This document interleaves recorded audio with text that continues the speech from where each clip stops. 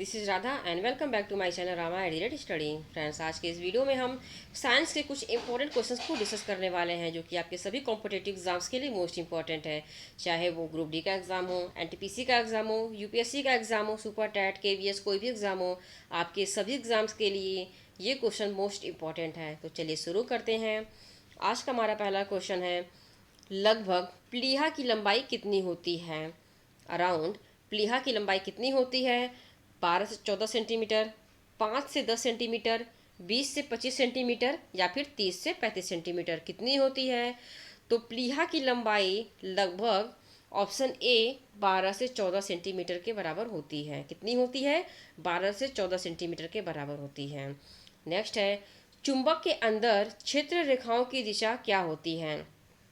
उत्तर से दक्षिण, दक्षिण से उत्तर, दक्षिणी ध्रुव से उत्तर या उत्तरी ध्रुव से उत्तर, किस दिशा की ओर होती है?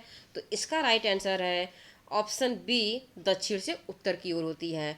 चुंबक के अंदर क्षेत्र रेखाओं की दिशा दक्षिण से उत्तर की ओर होती है।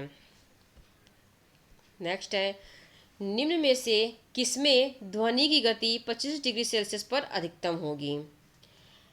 पीतल, एल्यूमिनियम, लोहा या फिर स्टील, किसमें होती है? तो इस क्वेश्चन का राइट आंसर है ऑप्शन बी, एल्यूमिनियम। एल्यूमिनियम में ध्वनि की गति 25 डिग्री सेल्सियस पर अधिकतर होती है, मीन्स अधिकतम ताप पर होती है। नेक्स्ट है, फलीदार पौधों की जड़ ग्रंथियों में उपस्थित जीवाणु होते हैं, कौन से होते हैं? राइजोबियम, लैक्टोबैसिलस, साइनोबैक्टीरिया या फिर एसिटोबैक्टर, कौन से होते हैं? तो इसका राइट आंसर है ऑप्शन ए, राइजोबियम। फलीदार पौधों की जो जड़ ग्रंथियों में जो जीवाणु होते हैं वो राइजोबियम होते हैं। नेक्स्ट है, आधुनिक आवर्त सारणी में किस समूह में पूर्णतया भरा हुआ संयोजी कोष तथा रासायनिक रूप से निष्क्रिय तत्व होते हैं? किस आवर्त सारणी में होते हैं?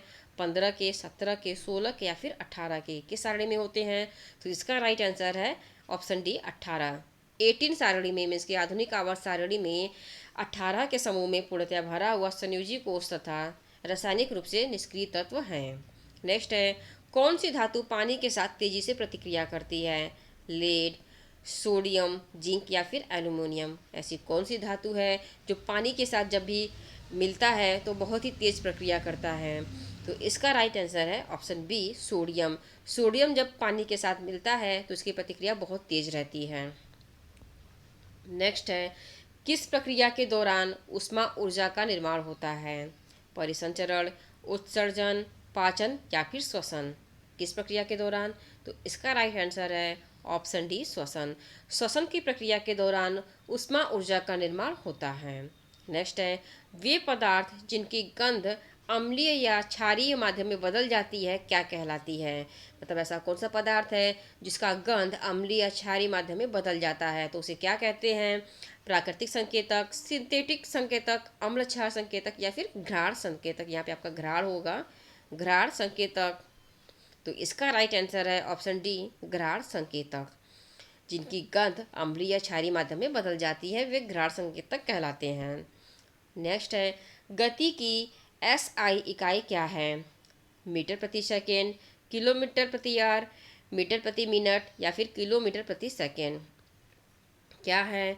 तो इसका राइट आंसर है ऑप्शन ए, मीटर प्रति सेकेंड। गति की एसआई इकाई मीटर प्रति सेकेंड है। नेक्स्ट है, अमीबा, पैरामीशियम और युगलेना किस प्रक्रिया से गुजरते हैं? अलैंगिक प्रजनन, नवोदित, बाइनरी विखंडन या फिर एकाधिक विखंडन, किस प्रक्रिया से गुजरते हैं? तो इसका राइट आंसर है ऑप्शन सी, बाइनरी विखंडन। अमीबा, पैरामीशियम और युगलेना बाइनरी विखंडन की प्रक्रिया से गुजरते हैं। नेक्स्ट है, निम्न में से कौन एक इंसुलेटर नहीं है? पारा, पेपर, इबोनाइट या फिर डायमंड, कौन सा एक इंसुलेटर नहीं है? तो इसका राइट आंसर है ऑप्शन ए, पारा। पारा एक इंसुलेटर नहीं है, बाकी तीनों आपके इंसुलेटर के कैटेगरी में आते हैं। नेक्स्ट है, अस्थि मैट्रिक्स समृद्ध है किन चीज़ों से? फ्लोराइड और कैल्शियम से, कैल्शियम और फास्फोरस से, कैल्शियम और पोटेशियम से या फिर फास्फोरस और पोटेशियम से, किससे समृद्ध है अस्थि मैट्रिक्स? तो इसका राइट आंसर है ऑप्शन बी, कैल्शियम और फास्फोरस से अस्थि मैट्रिक्स समृद्ध है, मीन्स के अस्थियों में ये ज़्यादा है। नेक्स्ट है, किसी वस्तु को एक समान वृत्तीय गति में रखने के लिए आवश्यक शुद्ध बल क्या कहलाता है? यांत्रिक बल, केंद्रापसारक बल, गुरुत्वाकर्षण बल या फिर कोई नहीं। क्या है? तो किसी वस्तु को एक समान वृत्तीय गति में रखने के लिए जो आवश्यक शुद्ध बल है वह ऑप्शन बी केंद्रापसारक बल कहलाता है। केंद्रापसारक बल। नेक्स्ट है, तापीय ऊर्जा संयंत्रों से मुख्य रूप से निकलने वाले गैसीय प्रदूषक हैं। कौन कौन से गैसीय प्रदूषक हैं? तो उसमें से राइट आंसर कौन सा होगा? H2S, NH3, NO2 या फिर SO2 कौन सा है? तो इसका राइट आंसर है option D sulphur dioxide SO2 तापीय ऊर्जा संयंत्रों से निकलने वाले मुख्य गैसीय प्रदूषक हैं। नेक्स्ट है, जल में घुलनशील विटामिन कौन सा है? Vitamin D, vitamin A, vitamin C या फिर विटामिन ई कौन सा है? तो इसका राइट आंसर है ऑप्शन सी विटामिन सी। इनमें से जो जल में घुलने वाला विटामिन है ये विटामिन सी है। नेक्स्ट है, वास्तविक सूर्यास्त और आभासी सूर्यास्त के बीच लगभग कितने समय का अंतर होता है? 2 मिनट, 1 मिनट, 3 मिनट या फिर 4 मिनट, कितने समय का अंतर होता है? तो वास्तविक सूर्यास्त और आभासी सूर्यास्त के बीच ऑप्शन ए 2 मिनट का अंतर होता है। नेक्स्ट है, पुष्पों का अध्ययन क्या कहलाता है? फिनोलॉजी, एस्ट्रोलॉजी, एंड्रोलॉजी या फिर एंथोलॉजी क्या कहलाता है? तो इस क्वेश्चन का राइट आंसर है एंथोलॉजी। पुष्पों का अध्ययन एंथोलॉजी कहलाता है। नेक्स्ट है, निम्न में से जस्ता का अयस्क क्या है? Zinc blende, bauxite, sodium chloride या फिर कोई नहीं। जस्ता का अयस्क क्या है? तो इस क्वेश्चन का राइट आंसर है option A zinc blende. Zinc blende जस्ता का अयस्क है। नेक्स्ट है, सामान्य मानव नेत्र का दूर बिंदु क्या होता है? 25 सेंटीमीटर पर, अनंत पर या 25 मिलीमीटर पर या फिर 25 मीटर पर, कितने मीटर किस पर मानव नेत्र का बिंदु होता है, दूर बिंदु होता है? तो इस क्वेश्चन का राइट आंसर है ऑप्शन बी अनंत पर। सामान्य मानव नेत्र का जो दूर बिंदु होता है वह अनंत पर होता है। नेक्स्ट है, पौधों में आवश्यकता से अधिक जल किस प्रक्रिया द्वारा बाहर निकाले जाते हैं? अवशोषण, उत्सर्जन, प्रकाश संश्लेषण या फिर वाष्पोत्सर्जन, किसके द्वारा निकाले जाते हैं? तो जब पौधों में अधिक पानी भर जाती है तो इसे वाष्पोत्सर्जन की प्रक्रिया द्वारा निकाला जाता है, ये निकाले जाते हैं। नेक्स्ट है, दांत का मसूड़ा किस पदार्थ का बना होता है? Copper chloride, calcium phosphate, calcium carbide या फिर कैल्शियम कार्बोनेट, किसका बना होता है? जो हमारे दांत का मसूड़ा होता है वह किस पदार्थ का बना होता है? तो यह कैल्शियम फास्फेट का बना होता है। ऑप्शन बी कैल्शियम फास्फेट का हमारा दांत का मसूड़ा बना होता है। नेक्स्ट है, निम्न में से किसे किसे प्रकाश संश्लेषी अंगक कहते हैं? पत्ती, हरित लवक, स्टोमेटा या फिर जड़ को किसे कहते हैं? तो प्रकाश संश्लेषी अंगक ऑप्शन ए पत्ती कहलाता है। पत्ती को प्रकाश संश्लेषी अंगक भी कहते हैं। नेक्स्ट है, इमली में कौन सा अम्ल पाया जाता है? टार्ट्रिक अम्ल, लैक्टिक अम्ल, ऑक्सैलिक अम्ल या फिर कोई नहीं, इनमें से कोई नहीं। तो इस क्वेश्चन का राइट आंसर है ऑप्शन ए टार्टरिक अम्ल। इमली में टार्टरिक अम्ल पाया जाता है। नेक्स्ट है, पौधों में गैसों के आदान प्रदान के लिए क्या उपयोग होता है? जड़, रंध्र, तना या फिर टहनी, क्या बहुत ज़्यादा उपयोगी होता है?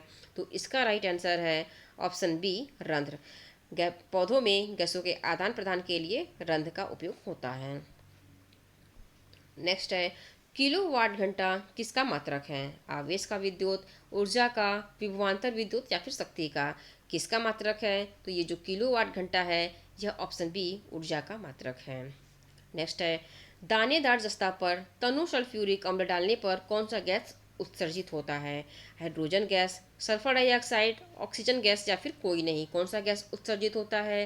तो इसका राइट आंसर है ऑप्शन बी हाइड्रोजन गैस। दानेदार जस्ता पर जब तनु सल्फ्यूरिक डाला जाता है तो उसमें हाइड्रोजन गैस उत्सर्जित होता है। नेक्स्ट है, फेफड़े का आकार कैसा होता है? गोलाकार, बेलनाकार, अंडाकार या फिर शंक्वाकार, कौन कैसा होता है? तो फेफड़े का आकार शंक्वाकार होता है। ऑप्शन डी शंक्वाकार होता है। नेक्स्ट है, विद्युत बल्ब का फिलामेंट होता है, मतलब किस चीज़ का होता है? तांबे का होता है, प्लेटिनम का होता है, टंगस्टन का होता है या फिर कोई नहीं, किसका होता है? तो जो विद्युत बल्ब का फिलामेंट होता है वो ऑप्शन सी टंगस्टन का होता है। नेक्स्ट है, उच्च नाइट्रोजन सामग्री वाला उर्वरक कौन सा है? Urea, ammonium sulphate, ammonium nitrate या फिर कैल्शियम साइट्रेट, कौन सा है?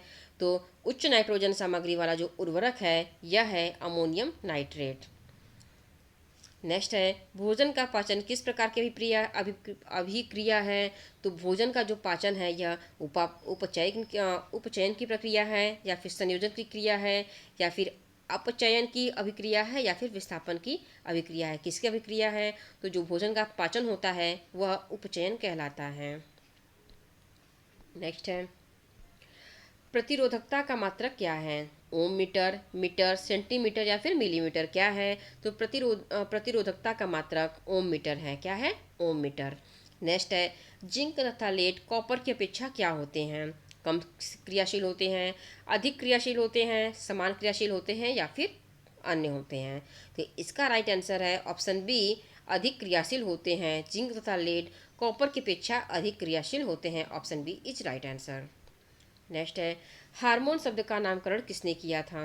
रॉबर्ट, अरस्तु, ब्रेलिस एवं स्टार्लिंग, या फिर ब्राउन पोस्टर ने किसने किया था। तो इसका राइट आंसर है ऑप्शन सी, हार्मोन शब्द का नामकरण ब्रेलिस एवं स्टार्लिंग ने किया था। जब एक बार चुंबक दो बराबर हिस्सों में कट जाता है तो उसके प्रत्येक टुकड़े की ध्रुव शक्ति पर क्या प्रभाव पड़ता है। उसकी शक्ति दुगनी हो जाती है, आधी हो जाती है, शून्य हो जाती है, या फिर सामान्य रहती है। क्या होता है जब चुंबक दो बराबर भागों में कट जाता है तो उसकी जो शक्ति होती है वो सामान्य रहती है, उस पर कोई प्रभाव नहीं पड़ता है। Option D is right answer. Next है दर्पण की चौड़ाई को दर्पण का क्या कहा जाता है। फोकस कहा जाता है, ध्रुव कहा जाता है, द्वारक कहा जाता है, या फिर कोई नहीं। तो जो दर्पण की चौड़ाई है उसे दर्पण का ऑप्शन सी द्वारक कहा जाता है। क्या कहा जाता है। द्वारक कहा जाता है।